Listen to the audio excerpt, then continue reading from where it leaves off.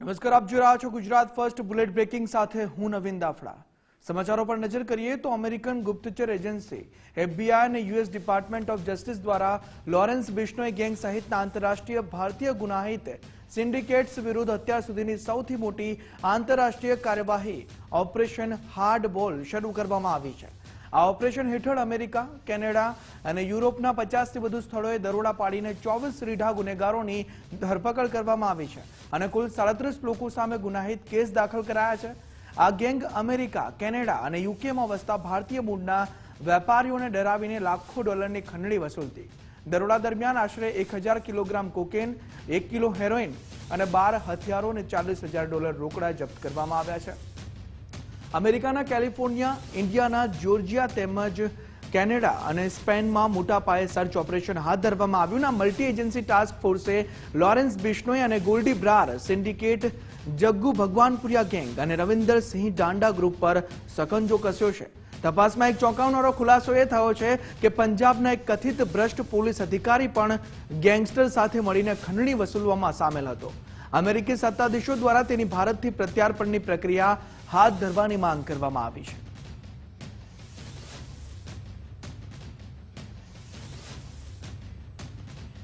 તો ISIS અને અલ-કાયદાની જિહાદી વિચારધારા ફેલાવતા ઓનલાઈન કટ્ટરપંથી કેસમાં NIA દેશવ્યાપી દરોડા પાડ્યા છે।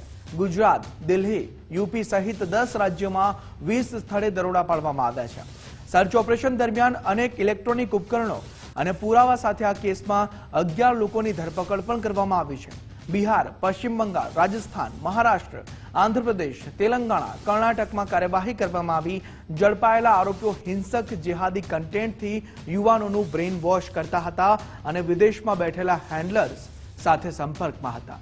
ઉલ્લેખનીય છે કે આ અંગે માર્ચ મહિનામાં આંધ્રપ્રદેશના વિજયવાડામાં કેસ નોંધાયો હતો અને ત્યારબાદ તપાસ હાથ ધરવામાં આવી હતી, જેના આધારે NIA ફરી કાર્યવાહી કરી છે।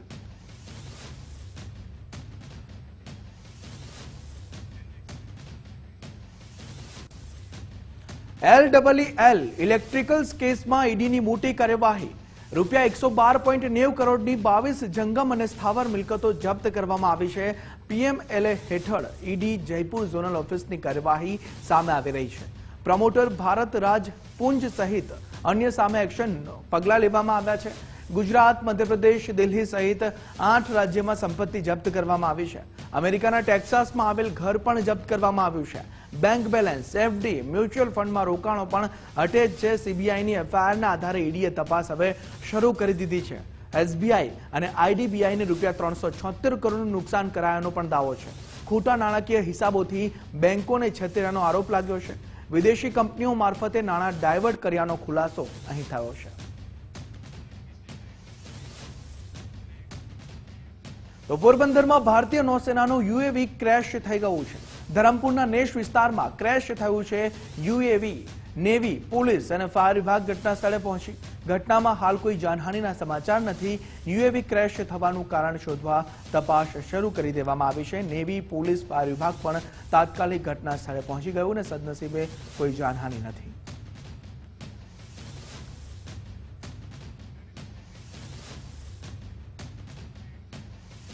તો પૂર્વ કચ્છ પોલીસનું ડ્રગ મુક્ત અભિયાન।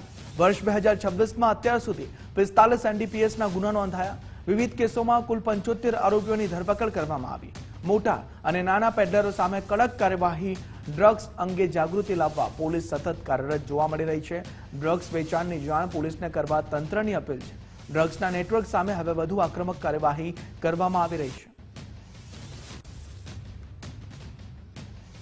નાના પેડલરો પણ સતત પકડાઈ રહ્યા છે અને ભવિષ્યમાં પણ લોકો જે રીતે પોલીસને માહિતી આપી રહ્યા છે અને લોકો જે સપોર્ટ કરી રહ્યા છે એ સપોર્ટના સાથે રાખીને જે છે આ મુહિમ અમે સફળતાપૂર્વક પાર પાડશું અને જે ક્રિમિનલમાં ભાગરૂપે કાર્યવાહી થઈ રહી છે એની સાથે સાથે લોકોમાં પણ આના જે દુષ્પરિણામો હોય એની જાગૃતિ બાબતમાં પોલીસ દ્વારા સતત કાર્યક્રમ કરવામાં આવી રહ્યા છે।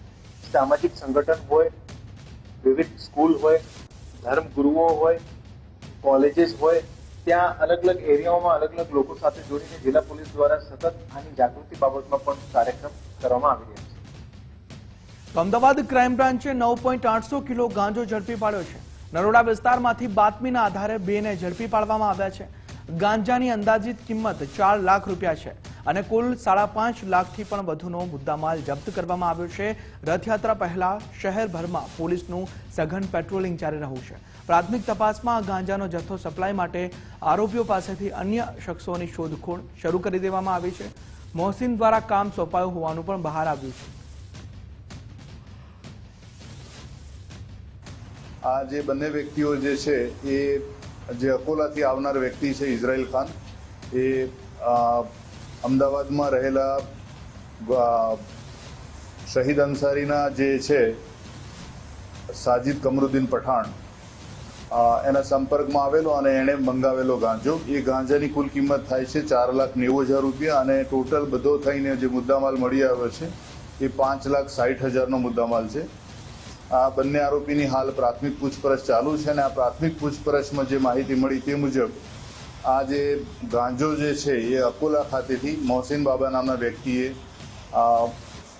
ઇઝરાઇલ ખાનને લઈને અમદાવાદ મોકલેલો હતો અને આ બંને આરોપીને હાલ પોલીસ કસ્ટડી રિમાન્ડ મેળવેલા છે અને આરોપીઓ હાલ 4 દિવસની પોલીસ કસ્ટડીના રિમાન્ડ ઉપર છે.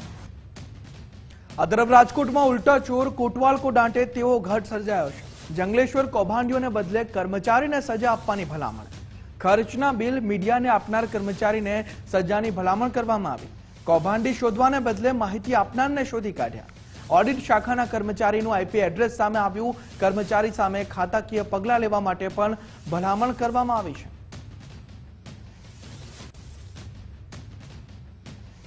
રથયાત્રા પહેલા અમદાવાદ ક્રાઇમ બ્રાન્ચનું એક્શન. ગેરકાયદે હથિયારો સાથે વધુ એક શખ્સને દબોચી લીધો. કુલ 6 હથિયારો અને 21 કારતૂસ સાથે તે શખ્સ ઝડપાયો છે. ક્રાઇમ બ્રાન્ચે 88,300નો મુદ્દામાલ કબજે કર્યો છે. ગ્વાલિયરથી હથિયારો લાવી અમદાવાદમાં વેચાણ કરતો આરોપી સામે વિવિધ પોલીસ સ્ટેશનમાં 7થી વધુ ગુના પકડાયેલ આરોપીને નામદાર કોર્ટમાં રજૂ કરવામાં આવ્યો છે. રિમાન્ડ મેળવી હથિયારોના નેટવર્ક અંગે પૂછપરછ કરવામાં આવશે. કોને કોને હથિયારો આપ્યા તે દિશામાં તપાસ તેજ કરાઈ છે. આરોપી કરણસિંહ સામે 7થી પણ વધુ ગંભીર ગુના નોંધાયેલા છે. કે કરણસિંહ ઉર્ફે કાચિંડો કે જે અમદાવાદ અને મહેસાણા જિલ્લામાં જેના વિરુદ્ધ 7થી વધુ ગંભીર પ્રકારના ગુના નોંધાયેલા છે અને એ અગાઉ નોંધાયેલા ગુનાઓ પૈકી એ આર્મ્સ એક્ટ હેઠળના 3 ગુનાઓમાં એ પકડાયેલો પણ છે. એ અમદાવાદ ખાતે હથિયાર વેચવા આવનાર છે. આ માહિતી આધારે ટીમ જે છે એણે કાર્યવાહી હાથ ધરી અને આ કરણસિંહ ઉર્ફે કાચિંડાને જ્યારે એને પકડવામાં આવ્યો ત્યારે એની પાસેથી ગેરકાયદેસર જે છે દેશી બનાવટના 4 તમંચા, એક હાથ બનાવટની પિસ્ટલ અને બારાબોરિક તમંચો અને કુલ કાર્ટ્રીજ એમ મળીને ટોટલ 88,300નો મુદ્દામાલ પકડવામાં આવેલો છે. આ જે કરણસિંહ ઉર્ફે કાચિંડો છે મૂળ હઠીપુરા, કુકવાવ અને દેત્રોજ તાલુકાના અમદાવાદ ગ્રામ્ય વિસ્તારનો રહેવાસી છે. આ તરફ વડોદરામાં પાખંડી તાંત્રિકનું પાપ પોકાર્યું છે. વિધિના નામે વિદ્યાર્થીની પર દુષ્કર્મનો દાવો. 17 વર્ષની વિદ્યાર્થીના શોષણનો આરોપ લાગ્યો છે. વિદ્યાર્થીનીનો ગુસ્સો શાંત કરવા માટે વિધિ કરી. માતા પિતાએ તાંત્રિક વિધિનો સહારો લીધો. પાખંડીએ વિદ્યાર્થીની પર 2 વખત દુષ્કર્મ આચર્યું. વિદ્યાર્થીનીએ હિંમત કરી વિડીયો ઉતારી લીધો. પીડિતાએ માનેલા ભાઈને વાત કરતા ભાંડાફોડ થઈ. પીડિતાની માતાએ અકુટા પોલીસમાં ફરિયાદ નોંધાવી. પોલીસે દુષ્કર્મ કેસમાં નરેન્દ્ર ભટ્ટની ધરપકડ કરી લીધી છે.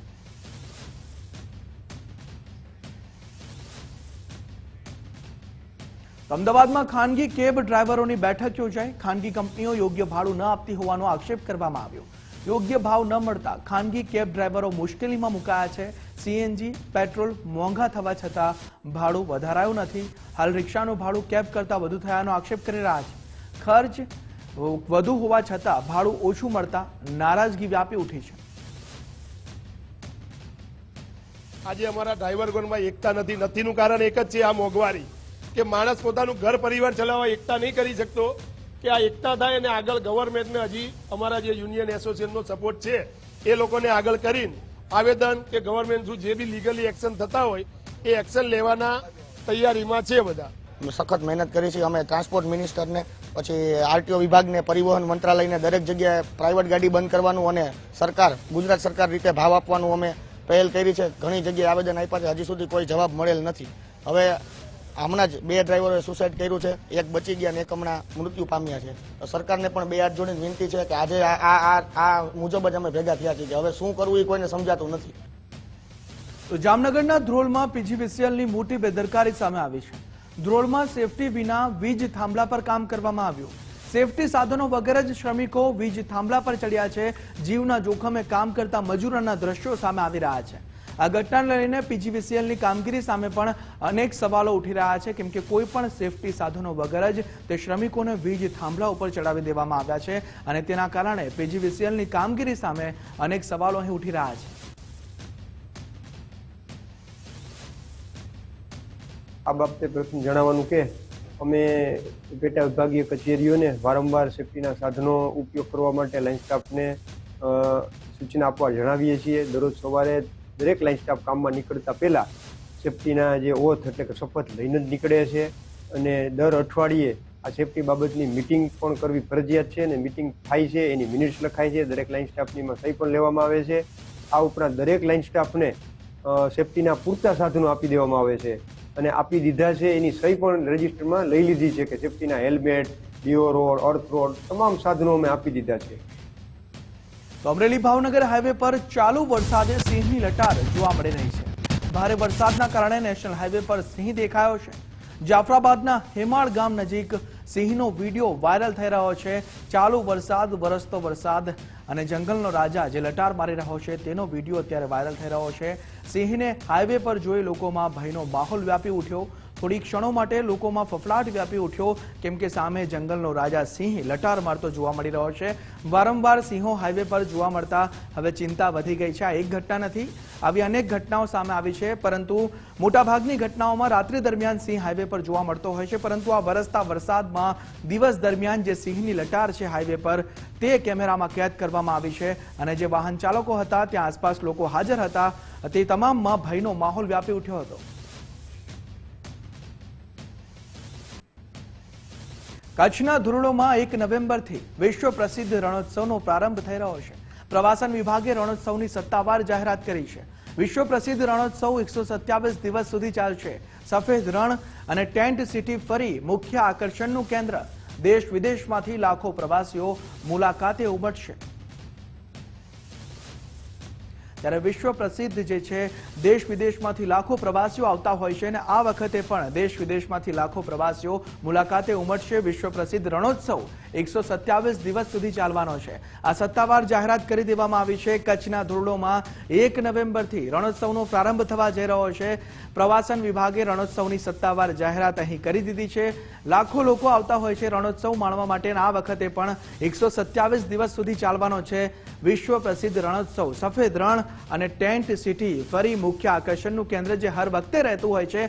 ખાસ કરીને ટેન્ટ સિટી, સફેદ રણ હોય ને તેમાં રણોત્સવનું આયોજન કરવામાં આવે અને ટેન્ટ સિટી મુખ્ય આકર્ષણનું કેન્દ્ર રહેતું હોય છે અને આ વખતે પણ સફેદ રણ અને ટેન્ટ સિટી આકર્ષણનું કેન્દ્ર બની રહેશે. દેશ વિદેશમાંથી લાખો પ્રવાસીઓ અહીં ઉમટી પડશે. કચ્છના ધોરડોમાં 1 નવેમ્બરથી રણોત્સવ યોજાવા જઈ રહ્યો છે, જેની સત્તાવાર જાહેરાત પ્રવાસન વિભાગ દ્વારા અહીં કરી દેવામાં આવી છે.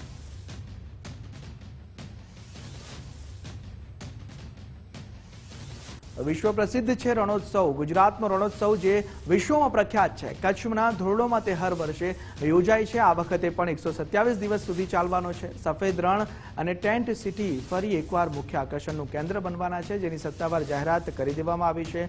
ધોરડોમાં 1 નવેમ્બરથી રણોત્સવનો પ્રારંભ થવા જઈ રહ્યો છે.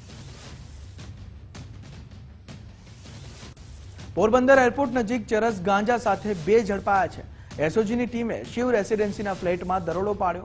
2 શખ્સો ચરસ અને સૂકા ગાંજા સાથે પકડાઈ ગયા છે. પોલીસે કુલ 56,250 રૂપિયાનો મુદ્દામાલ કબજે કર્યો છે. નાગાજણ ઉર્ફે નાગો અને કેયુર હિરાણીની ધરપકડ કરવામાં આવી છે. કમલાબાગ પોલીસ મથકે એનડીપીએસ હેઠળ ગુનો નોંધવામાં આવ્યો છે. નશાના કારોબારને લઈને પોલીસે હવે વધુ તપાસ પણ હાથ ધરી છે.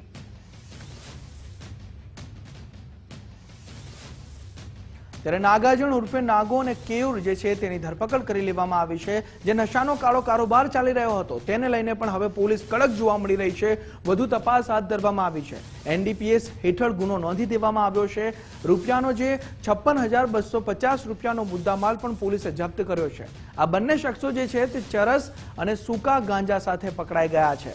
એસઓજીની ટીમે આ કાર્યવાહી કરી છે. એસઓજીની ટીમે દરોડા પાડ્યા છે. પોરબંદર એરપોર્ટ નજીક આ કાર્યવાહી કરવામાં આવી છે. પોરબંદરમાં એસઓજીની ટીમ જે સજાગતા જોવા મળી રહી છે. શિવ રેસિડેન્સીમાં ફ્લેટમાં દરોડા પાડીને આ ચરસ અને સૂકા ગાંજાનો જથ્થો ઝડપવામાં આવ્યો છે અને હવે આગળની તપાસ પણ હાથ ધરવામાં આવી છે. તો પોરબંદરના માધવપુરના દરિયામાં કન્ટેનર દેખાતા આશ્ચર્ય. સવારથી એક કન્ટેનર તરતું જોવા મળતા વિસ્તારમાં ઉત્સુકતા જોવા મળી રહી છે. કન્ટેનર તરતું જોવા મળતા લોકોના ટોળે ટોળા તે કન્ટેનર જોવા માટે ઉમટી પડ્યા. પવનની દિશા સાથે કન્ટેનર કિનારા તરફ સરકીને આવ્યું. ઘટનાની જાણ થતાં પોલીસ અને કસ્ટમ વિભાગની ટીમ પણ પહોંચી હતી. તપાસ કરવામાં આવી. તપાસ દરમિયાન કન્ટેનર ખાલી હોવાનું સામે આવ્યું. કન્ટેનર ક્યાંથી આવ્યું, અગાઉ શું ભરેલું હતું અને શું તે આખી સ્થિતિ છે તેને લઈ તપાસ કરવામાં આવી રહી છે.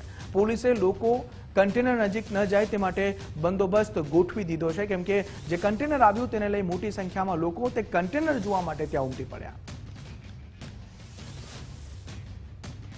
વાત વડોદરાની કરીએ તો વડોદરાના પાદરાના કોઠવાડા ગામ પાસે મગરોનું ટોળું જોવા મળ્યું છે. નદીમાં મગરોના ઝુંડ દેખાતા સ્થાનિકોમાં ફફડાટ વ્યાપી ઉઠ્યો. બ્રિજ પરથી પસાર થતા વાહન ચાલકો મગરો જોવા ઉમટી પડ્યા. એક સાથે 11 થી વધુ મગરોનો વિડીયો સોશિયલ મીડિયા પર પણ વાયરલ થઈ રહ્યો છે. ઢાઢર નદીમાં મગરો જોવા મળતા આસપાસના લોકોમાં પણ ચિંતા છે. તંત્ર દ્વારા લોકોને નદીની નજીક ન જવા માટે અપીલ કરવામાં આવી છે, પરંતુ એક બે નહીં, એક સાથે 11 થી વધુ મગરો અહીં જોવા મળી રહ્યા છે. 11 થી વધુ મગરોનું ટોળું અહીં જોવા મળી રહ્યું છે ને તેના કારણે નજીકમાં રહેતા લોકોમાં પણ ચિંતા વ્યાપી ઉઠી છે.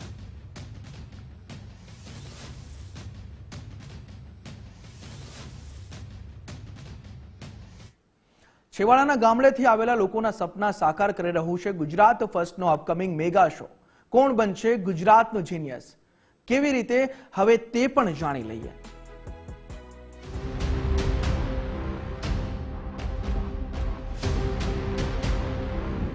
ગુજરાત ફર્સ્ટ દ્વારા આયોજિત કોણ બનશે ગુજરાતનું જીનિયસ શોને દિવસે ને દિવસે બહોળો પ્રતિસાદ મળી રહ્યો છે. નાનકડા ગામમાંથી આવેલા યુવાનોના સપના આ શો સાકાર કરી રહ્યો છે. આ છે હાર્દિકભાઈ ભામણીયા કે જેઓ ડિજિટલ દંગલના પ્રથમ રાઉન્ડમાં સિલેક્ટ થયા છે, જેમનું સન્માન ગુજરાત ફર્સ્ટે સર્ટિફિકેટ આપીને કર્યું છે. હાર્દિક ગીર સોમનાથ જિલ્લાના વેરાવળ તાલુકાના મોરાજ ગામના વતની છે. ગુજરાતના જીનિયસ આ ક્વિઝની માહિતી મેં સૌપ્રથમ ઇન્સ્ટાગ્રામ પેજ ગુજરાત ન્યૂઝ ફર્સ્ટના ઇન્સ્ટાગ્રામ પરથી મને રીલ હું જોતો હતો, તે વખતે રીલ મને આવી અને તેમાંથી મેં નંબર પર હાઈ મેસેજ કરીને માહિતી તેને મેં મેળવી હતી. સૌપ્રથમ મેં ચકાસ્યું કે મારી અંદર કેટલું નોલેજ છે એ ચકાસવા માટે જ મેં પ્રથમ પ્રયત્ન અને ક્વિઝ મેં સ્ટાર્ટ કરી હતી અને તેમાં હું સફળતા મને મળી એમ કે આ ક્વિઝ કોન્ટેસ્ટમાં તમે ભાગ લાવો અને કોણ ગુજરાતનો જીનિયસ બનશે તેમાં તમે પણ તમારી ભાગીદારી નોંધાવો અને તમે પણ તમારા પ્રયત્નથી સફળતા મેળવો. સર, આની પરિવારમાં મેં મારા પપ્પાને જાહેર કરી હતી. તે ખૂબ જ ખુશ થયા અને તેણે કહ્યું કે વાહ બેટા, તે તો ખૂબ જ મોટી સફળતા મેળવી અને હજુ પણ તેમાં આગળ તૈયારી ચાલુ જ રાખીએ કે જેથી કરીને તને સફળતા મેળવો એમ. બધા પરિવારના મમ્મી પપ્પા દાદી છે બધા ખુશ થયા હતા. તો પ્રથમ રાઉન્ડ પાર કરતા જ બઝર બુલેટ રાઉન્ડ માટે હાર્દિકભાઈને હવે આમંત્રણ આપવામાં આવ્યા છે. ત્યારે કેવી છે તેમના બીજા રાઉન્ડ માટેની તૈયારી, હવે તે પણ જાણીએ. એટલો મોટી સફળતા મળી હોય તો આગળ પણ મને સફળતા મળશે એવા પ્રયત્નથી હું અત્યારેથી જ મારી તૈયારી શરૂઆત કરી દઈશ અને એમાં પણ હું જીનિયસ બનવા માટેનો મારો જે પ્રયત્નો છે તે નિરંતર કરતો રહીશ. હાર્દિક ભામાણીએ તો પ્રથમ રાઉન્ડ ડિજિટલ દંગલ પાર કરી ગયા. તમે સ્પર્ધામાં ભાગ લેવા રજીસ્ટર કર્યું છે કે નહીં? ન કર્યું હોય તો આજે જ જોડાઓ. કોણ બનશે ગુજરાતનો જીનિયસમાં?